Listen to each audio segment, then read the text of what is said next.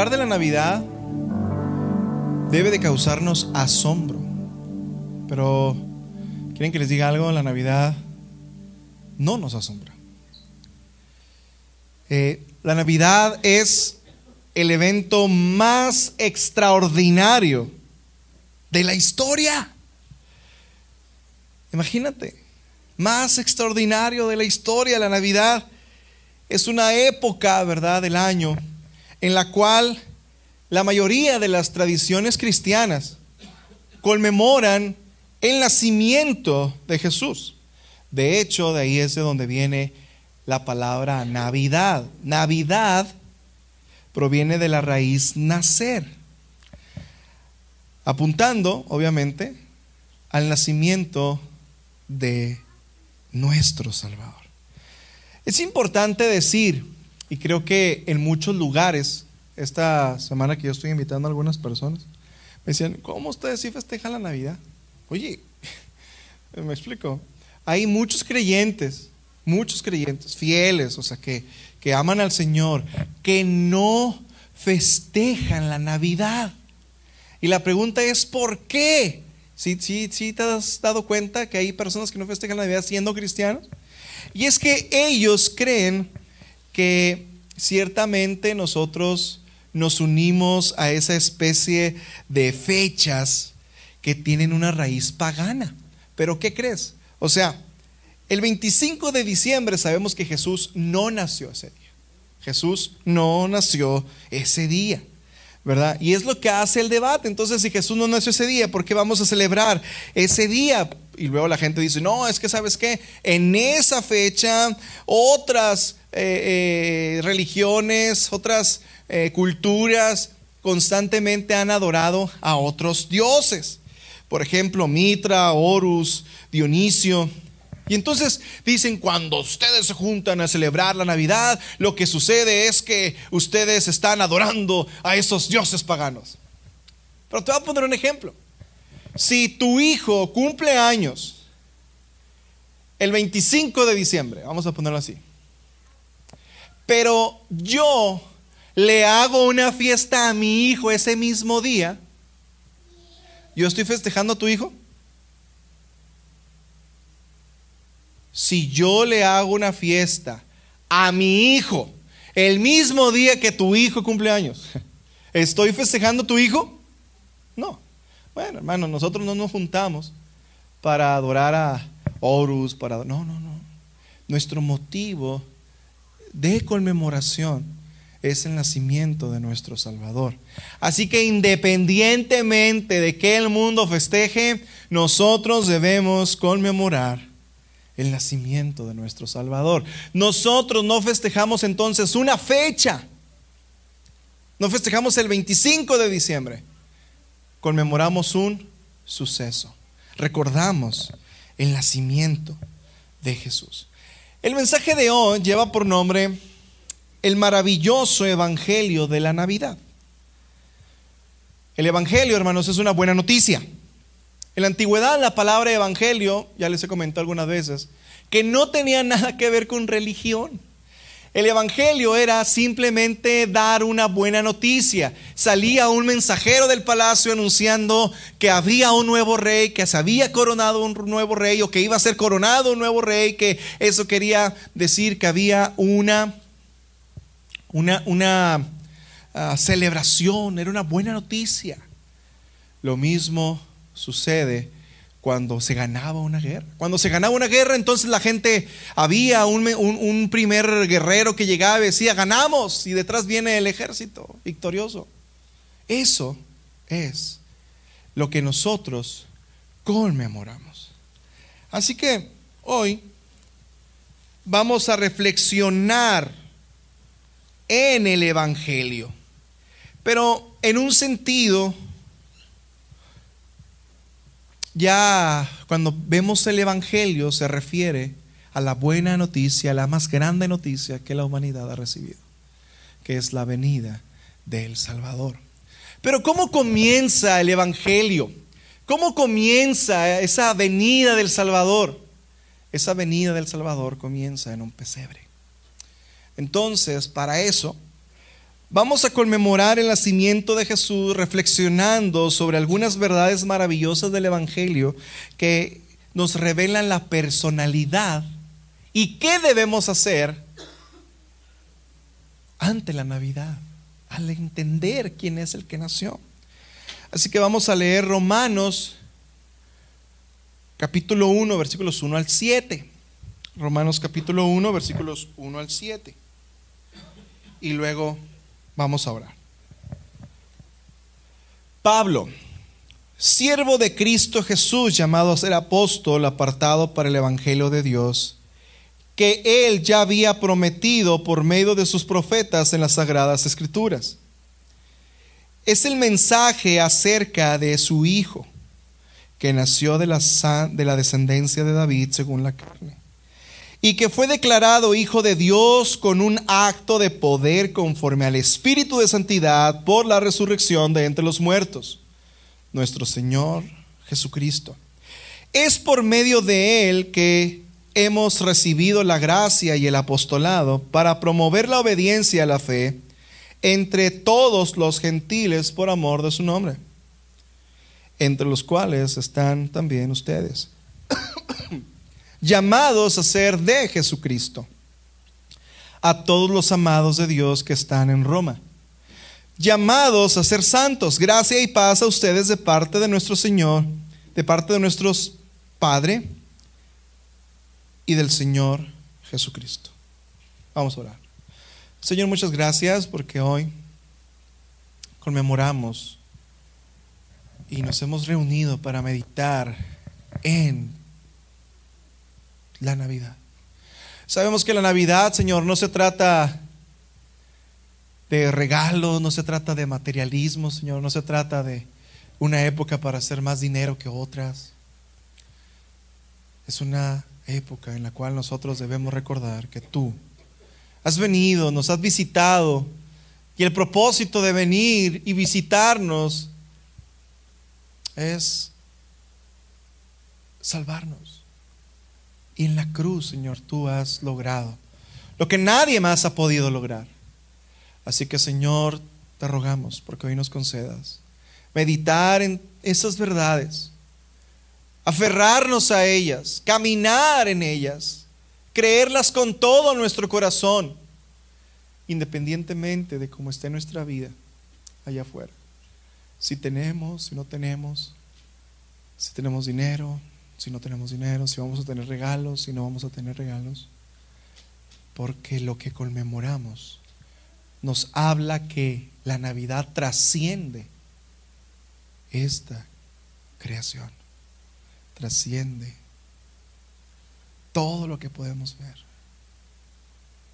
hasta la eternidad. Señor, muchas gracias. En el nombre de tu Hijo Jesús, amén. Este pasaje, hermanos, es muy claro y muy conciso respecto al Evangelio. Y vamos a ver 4 aspectos del Evangelio en este pasaje. Vamos a ver 4 verdades que nos recuerdan algo acerca de la Navidad, basadas en este texto. Así que vamos a la primera verdad. El Evangelio, hermanos, había sido anunciado desde el principio. El Evangelio había sido anunciado desde el principio. Hablar del Evangelio, como ya lo dije, es hablar de la venida del Redentor. La venida del Redentor comienza entonces con el nacimiento de Jesús. Y es que hablar precisamente del nacimiento de Jesús puede causarnos o despertarnos dudas.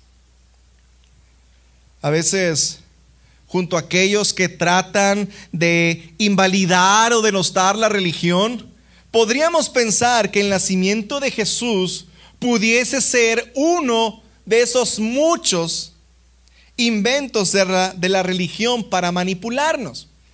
Constantemente nos topamos a gente que da ciertos argumentos de la religión y cosas como esas, y terminan diciendo, no, es que la religión fue inventada para manipularnos. Y cuando vemos, muchos de ellos dicen, la Navidad es igual, ¿verdad? La Navidad es para manipularnos, como si fuera el invento del Santo Claus, ¿verdad? Que mercadológicamente surgió y fue explotado para saber lo que los niños querían y decirle a los padres, hacer publicidad y que finalmente cautivar a los niños para forzar a los padres. Es por eso que los Santa Claus están en el centro comercial. Así que digo esto porque constantemente yo escucho cómo gente pues trata de despreciar la religión. Sin embargo, hermanos, el nacimiento de Jesús no fue algo que surgió de la nada, ni que vino sin previo aviso, sino que fue anunciado con mucho tiempo de anticipación. Mira lo que dice los versículos 1 y 2 del pasaje que tomamos hoy. Pablo, siervo de Cristo Jesús, llamado a ser apóstol, apartado para el evangelio de Dios, que él ya había prometido por medio de sus profetas en las sagradas escrituras. El autor se identifica aquí de una manera bien clara y dice que es Pablo. Y él se describe como un siervo de Dios. Literalmente es un esclavo. Alguien que ya no tenía opción, alguien que había querido, en este caso, ¿verdad?, esos esclavos por amor que se comprometían a servir con toda su voluntad al amo. Así que Pablo se veía así y dice que ha sido llamado para ejercer el oficio de apóstol, para ejercer una función. Fíjate por qué es importante eso, porque no está diciendo que Pablo se llamó y se envió solo. Recuerda que la palabra apóstol significa enviado, ¿verdad? Así que él no es un autoenviado, sino fue llamado para ser enviado por alguien más. Y cuando vemos un poco de la vida de Pablo, nosotros nos damos cuenta que fue llamado por el mismo Jesús cuando él se dirigía ahí el camino a Damasco. Fue llamado mediante una aparición en ese camino. Dice el pasaje que fue apartado, es decir, elegido de antemano, fue llamado para ejercer una función en particular. ¿Y cuál es esa función? ¿Para qué fue apartado? Para la obra del evangelio de Dios, para anunciar la buena noticia. Pero fíjate, lo importante de este pasaje es que agrega un dato relevante acerca del evangelio. Dice que Dios había prometido ese evangelio, ¿en dónde? Por medio de sus profetas en las sagradas escrituras. En otras palabras, él presenta el evangelio como un mensaje que no era nuevo. Escucha bien, el mensaje del evangelio no era nuevo, sino que había sido prometido desde antes. Ese mensaje había sido prometido, pero ahora era anunciado en cumplimiento. Antes era un anuncio a cumplirse, ahora es una buena noticia a anunciar su cumplimiento. Entonces, mientras que los profetas anunciaban lo que vendrían, ahora Pablo anunciaba el evangelio como un siervo fiel de Dios, proclamando la obra que ya había sucedido. Cuando hablamos del evangelio debemos pues incluir, como dije, el nacimiento de Jesús. Si el evangelio fue anunciado desde antes de la fundación del mundo, eso quiere decir que el nacimiento también fue anunciado desde antes, ¿verdad? Hay un profeta que es conocido como el profeta evangelista. Ese profeta es Isaías. Isaías, como lo vimos al inicio, en el pasaje que leyó nuestro hermano, fue un profeta al cual se le reveló que una virgen concebiría a un niño. Mira lo que dice Isaías 7:14. Por tanto, el Señor mismo les dará una señal. Una virgen concebirá y dará a luz un hijo y le pondrán por nombre Emmanuel. Ahora, hermanos, Ese fue un anunciamiento para aquel tiempo. Fue un anuncio de que Dios estaría con ellos. Pero más adelante, vamos a regresar en un momento, más adelante el profeta dice, Isaías 9, 6, 7, porque un niño nos ha nacido, un hijo nos ha sido dado, y la soberanía reposará sobre sus hombros, y se llamará su nombre como admirable, consejero, Dios poderoso, Padre eterno, príncipe de paz. El aumento de su soberanía y de la paz no tendrá fin sobre el trono de David y sobre su reino, para afianzarlo y sostenerlo con el derecho y la justicia desde entonces y para siempre. El celo del Señor de los ejércitos hará esto.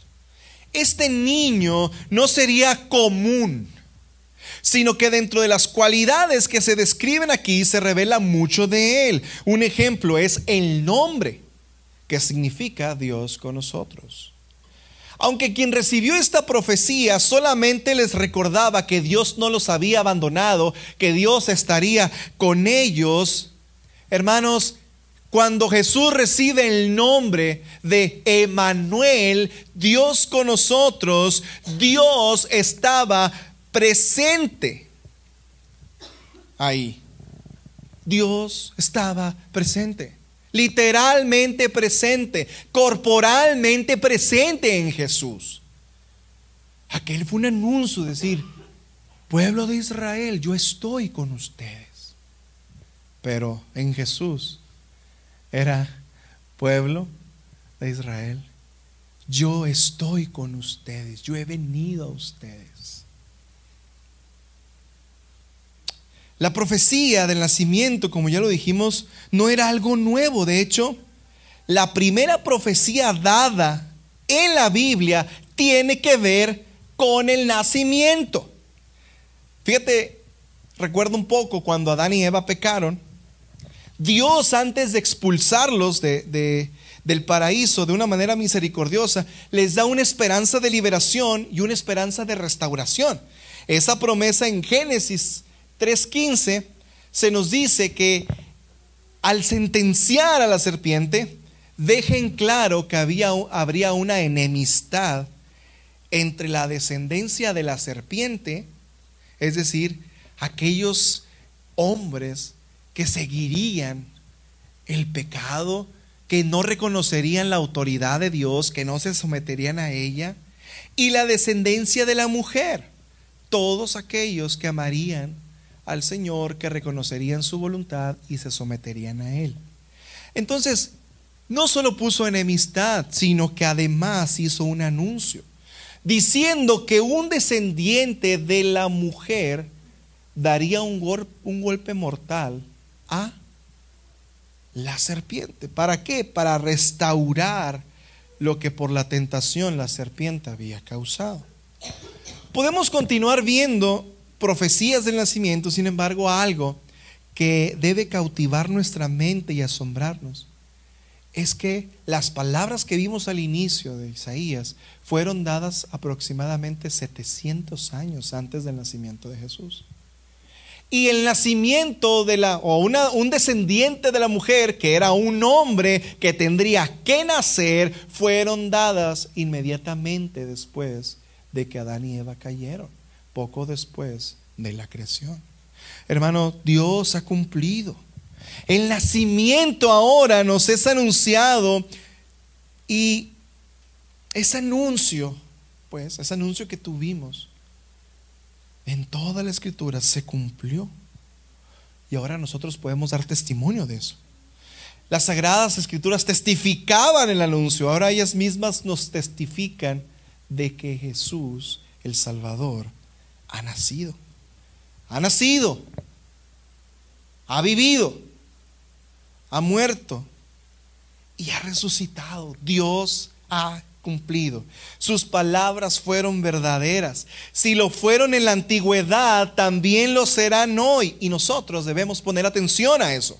Así que, hermano, ¿cómo respondes a saber que Jesús nació como estaba profetizado? Que tal cual Dios lo había anunciado, sucedió. ¿No debe causarnos eso asombro? ¿No debe eso llevarnos a adorar a nuestro Dios por sus grandezas, por su poder, por su amor por nosotros? Así que, hermano, asombrémonos porque Dios es fiel. Asombrémonos porque Dios envió a su Hijo y cumplió sus promesas. Segunda aspecto del Evangelio. Hermanos, el Evangelio revela a Jesús como verdaderamente hombre. Y vamos a leer nuevamente los versículos 1 al 2 y vamos a centrarnos en el 3. Fíjate lo que dice: Pablo, siervo de Cristo Jesús, llamado a ser apóstol, apartado para el Evangelio de Dios, que Él ya había prometido por medio de sus profetas en las Sagradas Escrituras. Pero mira el contenido del Evangelio. Es el mensaje acerca de su Hijo, que nació de la descendencia de David según la carne.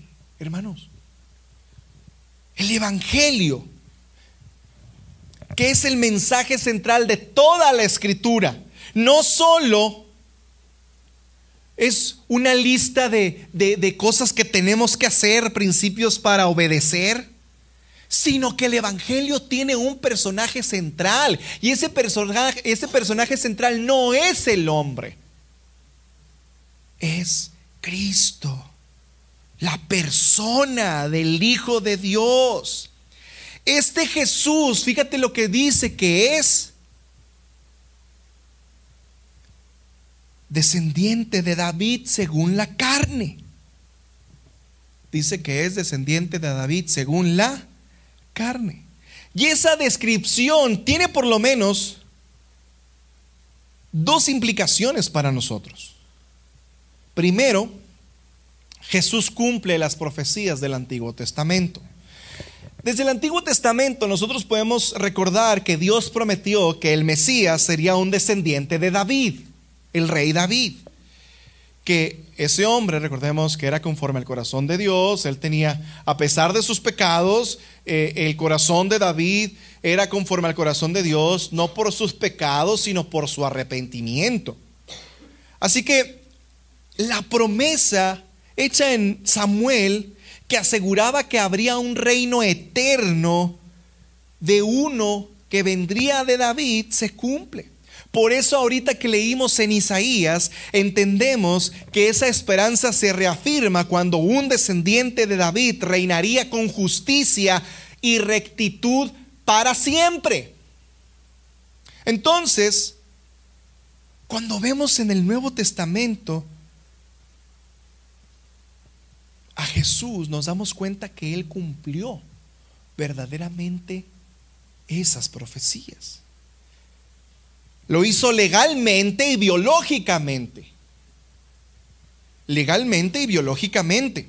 Por ejemplo, Mateo 1, cuando nosotros vemos, detalla la genealogía legal de Jesús a través de José.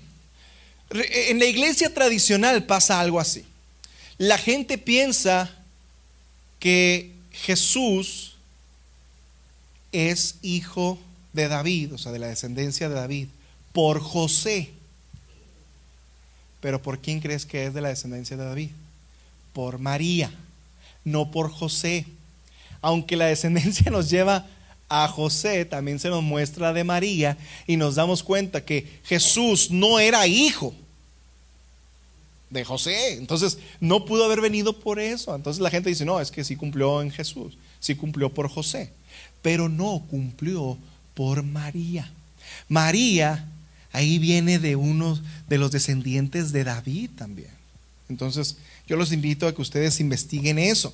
Dicho de otra manera, en Lucas 3 se nos presenta la genealogía de María, destacando muy claramente que Jesús es descendiente directo por sangre de David. Entonces Jesús no fue un impostor, sino que fue legalmente heredero de las promesas mesiánicas. ¿Sí?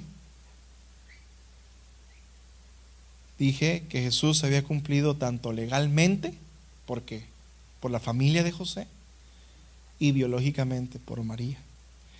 Pero, ¿por qué es importante todo esto? Porque sin la conexión a David, Jesús no podría ser el Mesías prometido. Y entonces nuestra fe sería una fe inútil.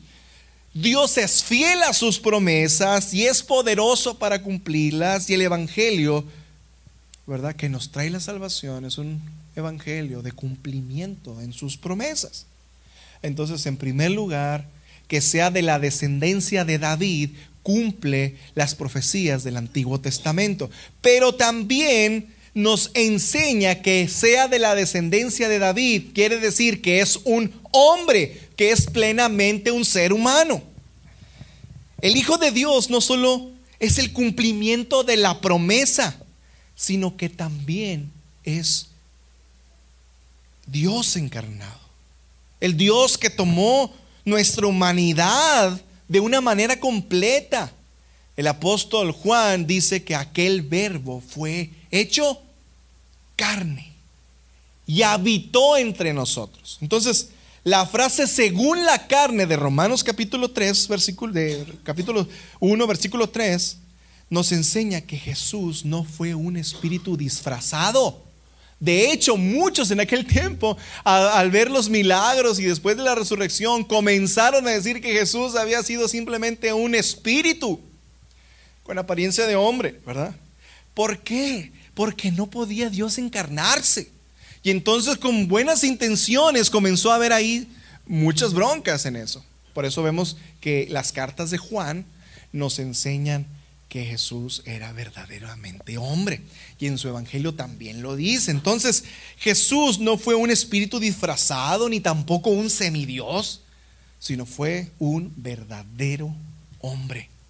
Él tuvo un cuerpo como nosotros, con sus limitaciones, y vivió la experiencia humana.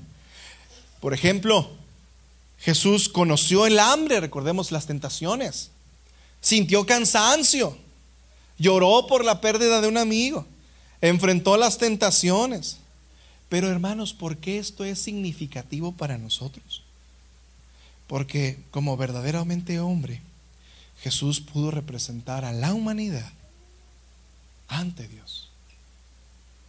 En Adán la humanidad cayó, pero en Cristo, que Pablo dice que es el último Adán, el segundo Adán, la humanidad tiene la oportunidad de ser restaurada. A través de Adán caímos, a través de Cristo nos levantamos. Solo como hombre Jesús pudo obedecer perfectamente a Dios, vivir una vida sin pecado y ofrecerse como sacrificio por nosotros. Entonces, además de nuestro sustituto perfecto, la humanidad de Jesús nos asegura que Él entiende nuestras luchas y nuestras debilidades. ¿Recuerdan lo que hemos hablado en la serie en Hebreos? Más adelante vamos en el 3, pero fíjate lo que dice el capítulo 4:15. Porque no tenemos un sumo sacerdote que no pueda compadecerse de nuestras flaquezas, sino que ha sido tentado en todo como nosotros, pero sin pecado. Hermanos, nosotros nacimos yo nací en la Clínica Delicias, unos son de nacido en el IMSS, en el ISSSTE. Hermanos, Jesús nació en el pesebre, entre animalitos. Él nació porque nosotros. ¿Me explico? Él entiende cosas de nosotros que a veces nosotros ni siquiera hemos experimentado. Nos da consuelo, ¿verdad? Y esto debe de llevarnos y llenarnos, ¿verdad?, de una confianza. Jesús no nos mira desde lejos indiferentemente, sino mira los humanillos ahí, ¿verdad? Hombrecillos. No, Él camina con nosotros, siente nuestras cargas, es nuestro pronto auxilio en las tentaciones, nuestro refugio en las pruebas. Su humanidad lo hace cercano a nosotros. Y cuando nosotros compartimos el evangelio, hermanos, esta verdad debe brillar. El Salvador no solo es un Salvador divino que nos rescata desde lo alto, es un Salvador humano que vivió, sufrió y murió en nuestro lugar. ¿Te fijas? Al proclamar a Cristo debemos recordar que su encarnación lo hace completamente relevante para la vida humana. En nuestra soledad podemos recordar que Jesús fue abandonado. En el dolor podemos recordar que Jesús sufrió. En nuestras pruebas podemos acudir a Él sabiendo que nos comprende, porque Él es verdaderamente humano. Jesús, el Hijo de Dios, que es hijo de David, y su humanidad es la evidencia de que Dios no solo habló desde el cielo, sino que vino a caminar entre nosotros para salvarnos desde dentro de nuestra realidad humana. Esto es el Evangelio. Dios con nosotros en carne y hueso para nuestra redención y nuestro consuelo eterno. Él es Emmanuel, un humano verdadero. En tercer lugar, el Evangelio revela a Jesús como el verdadero Dios. No solamente un verdadero hombre, sino también un verdadero Dios. El Evangelio, fíjate lo que dice el versículo 4 pues. Y que fue declarado Hijo de Dios con un acto de poder, conforme al Espíritu de santidad, por la resurrección de entre los muertos, nuestro Señor Jesucristo. Hermanos, este es un versículo muy profundo, muy profundo. Y es esencial para entender quién es Jesús. Primero afirma que Jesús fue declarado Hijo de Dios. Ahora, la palabra declarado aquí no implica que Jesús comenzó a ser hijo de Dios en algún momento de la historia, sino que su identidad fue manifestada públicamente y poderosamente a través de su resurrección.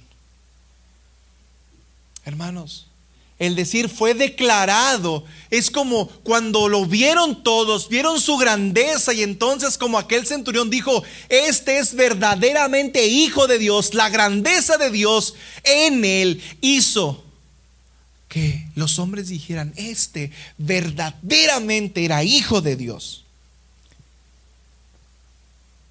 La resurrección no le otorgó un título nuevo, sino más bien confirmó lo que siempre había sido: el eterno Hijo de Dios.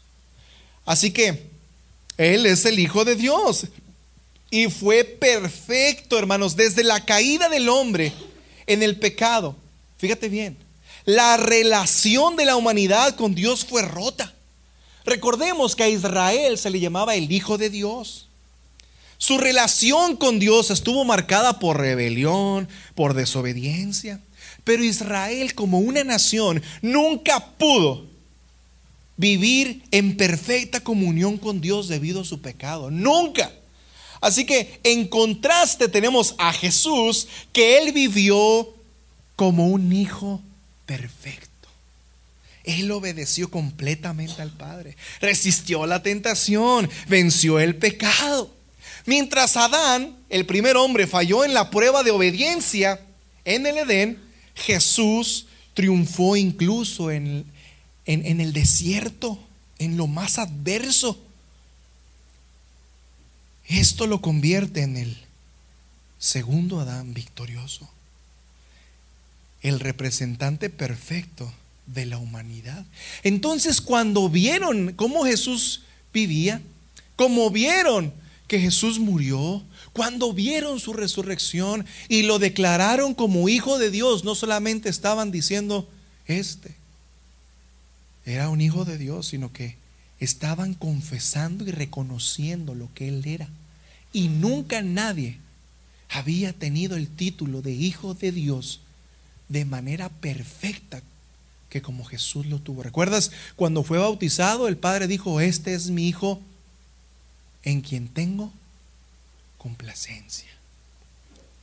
Entonces, ese acto de resurrección, fíjate lo que dice el texto, muy claramente dice que fue declarado hijo de Dios con un acto de poder conforme al Espíritu de santidad por la resurrección de entre los muertos, dice el pasaje. La resurrección, hermanos, no fue solo un evento milagroso, La resurrección no fue solamente un evento milagroso, sino una demostración pública de su identidad divina y de la aprobación absoluta de Dios. ¿Por qué esto es significativo? Fíjate bien. Porque si Jesús hubiera pecado en algún momento, la muerte entonces habría tenido dominio sobre él. Porque recordemos que la paga del pecado es la muerte. Sin embargo, Jesús resucitó porque él era santo. Él no tenía pecado. Su resurrección es la prueba definitiva de que su sacrificio fue suficiente para satisfacer la justicia de Dios, porque Él era Dios encarnado. La razón de por qué Cristo resucitó era porque Él no tenía pecado. Si Cristo no hubiera resucitado, entonces la muerte, ¿qué crees? Pues ¿cómo iba a pagar Él por la muerte de todos? Su muerte iba a ser su condenación. Pero como Él no pecó, al morir, por eso resucitó.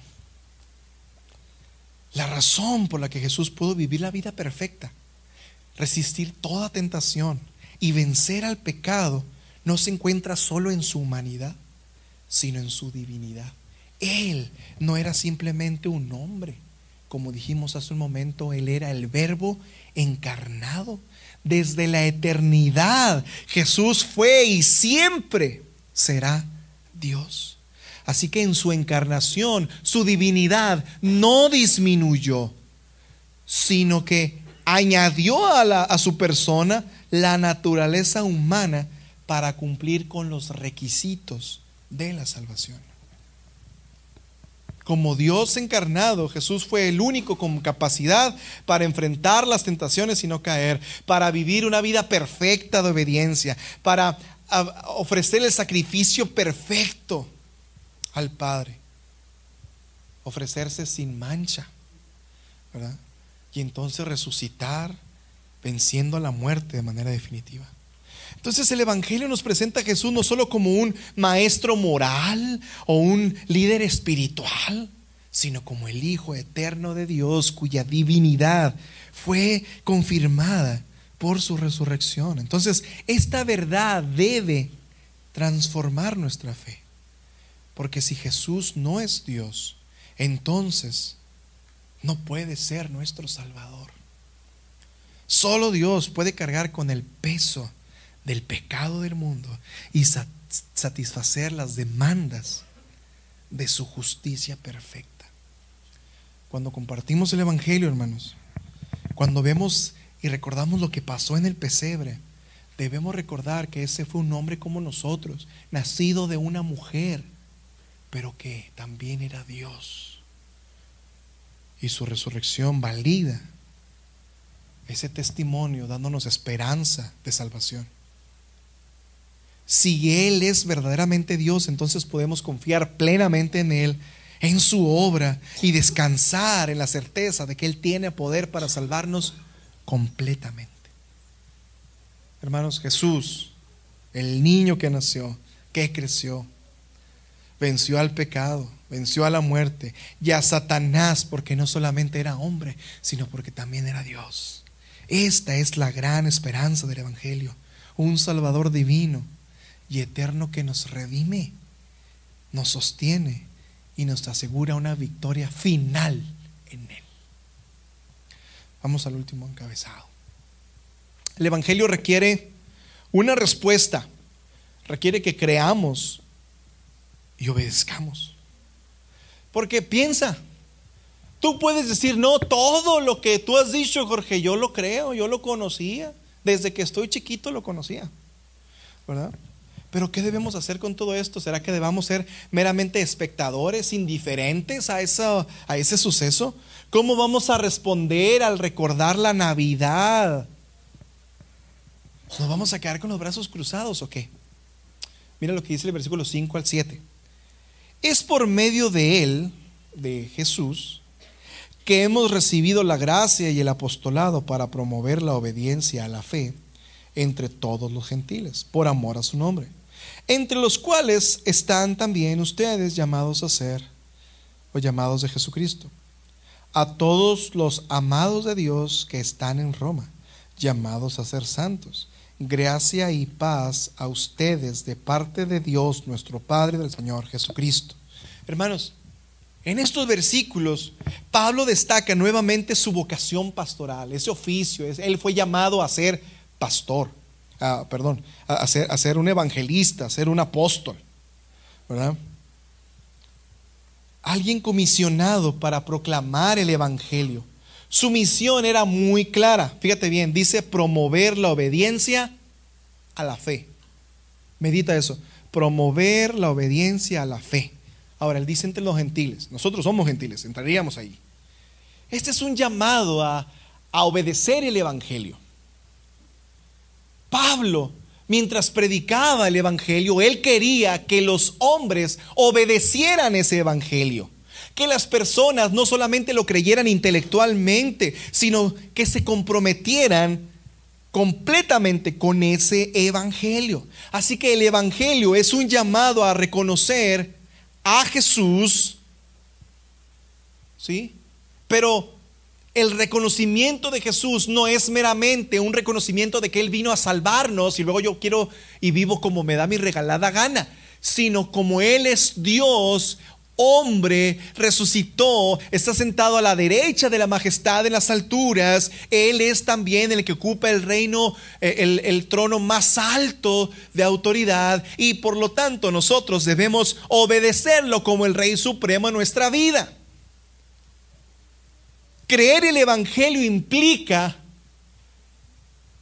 que debemos rendirnos a aquel que nos salvó, aceptar el mensaje, vivir conforme a Él y obedecer sus mandatos. Hermanos, ¿pero por qué debemos obedecer? ¿Qué es lo que nos impulsa a creer y a ese compromiso? Pues Pablo lo resume bien práctico. Mira lo que dice: por amor a su nombre. Jesús vino por amor. Y nuestra respuesta natural debe ser una entrega por amor. Considera esto: el bebé frágil en el pesebre no estaba allí por casualidad. Ese humilde nacimiento era el inicio de una vida destinada a culminar en la cruz. Jesús nació para morir, murió por amor a nosotros. En esa cruz Él tomó nuestro lugar, soportando la pena que merecíamos para darnos su justicia y reconciliarnos con Dios. Hermanos, ese sacrificio inmenso no debe dejarnos ser indiferentes.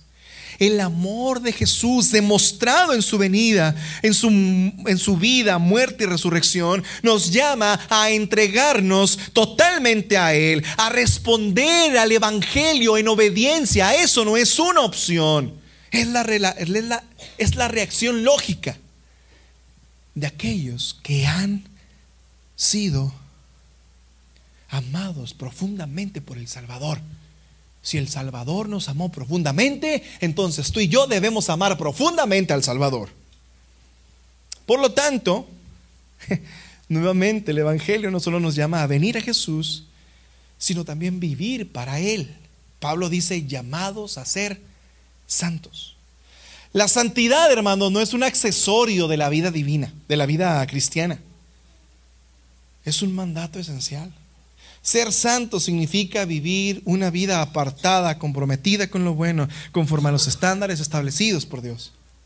La santidad no es una perfección lograda por nuestras fuerzas, sino una vida transformada por el poder del Espíritu Santo. Así que cuando respondemos al llamado del evangelio, Dios nos equipa para vivir en pureza, reflejando su carácter en las acciones, pensamientos y palabras. El Evangelio exige una respuesta y no podemos permanecer neutrales frente a la realidad de Jesús. Él vino, murió, resucitó por amor a nosotros. Ahora nos llama a creer en Él, a obedecer su palabra y vivir en santidad. Recordemos, hermanos, que el Evangelio, pues, no es una invitación, es un mandato lleno de gracia. Nos llama a volvernos a Dios, a vivir para aquellos que han sido amados profundamente y a reflejar el carácter de ese amor en nuestra vida diaria. Responder con indiferencia no es una opción, insisto. El amor de Cristo demostrado en el pesebre, en la cruz y la tumba vacía merece nada menos que nuestra completa devoción. ¿Qué nos enseña todo esto, hermanos? El Evangelio había sido anunciado desde el principio y en su cumplimiento muestra a Jesús como el centro de la historia de la salvación, de la redención. Desde Génesis hasta Isaías y finalmente en el Nuevo Testamento, vemos que Dios nunca actuó de improviso, sino con un plan eterno. Su plan de enviar a su Hijo estaba establecido desde antes de la fundación del mundo. Así que cuando contemplamos nosotros el cumplimiento de las profecías, que son la evidencia de su carácter fiel y verdadero de Dios, eso debe despertar en nosotros la gratitud, la fe y la adoración, porque Dios es fiel y está cercano a nosotros. Él es Emmanuel, Dios con nosotros, y que por su Espíritu Santo Él está en nosotros. Hermano, ¿es así como has respondido al contemplar el Evangelio? ¿Es tu vida un reflejo del compromiso con el niño que nació, que ahora es el soberano Rey? Yo quiero llamarte a contemplar a aquel que estuvo en el pesebre y que siguió el camino hasta la cruz. Después murió, resucitó y alcanzó la gloria para nosotros. Una cruz, la cruz que Él cargó es la cruz que tú y yo merecíamos, pero que Jesús por amor sufrió en nuestro lugar. Por lo tanto, hermanos, nosotros que hemos sido rebeldes, infieles a Dios, pongamos nuestra confianza en su amor. Respondamos en arrepentimiento, contemplemos sus maravillosas grandezas, comprometámonos con Él, sin buscar nada más, sino a Él mismo. Yo te animo, hermano, a que tú medites en esto. El Evangelio nos habla de Jesús y el Evangelio es un llamado a responder. Así que por un momento cierra tus ojos, vamos a orar. Vamos a pedirle al Señor que nos conceda de su gracia para arrepentirnos. Cantábamos al inicio: venid fieles todos. Pero hermano, ¿quién de nosotros puede decir soy fiel a ti, Dios? El Evangelio es un llamado a personas infieles como tú y como yo a ir a Cristo.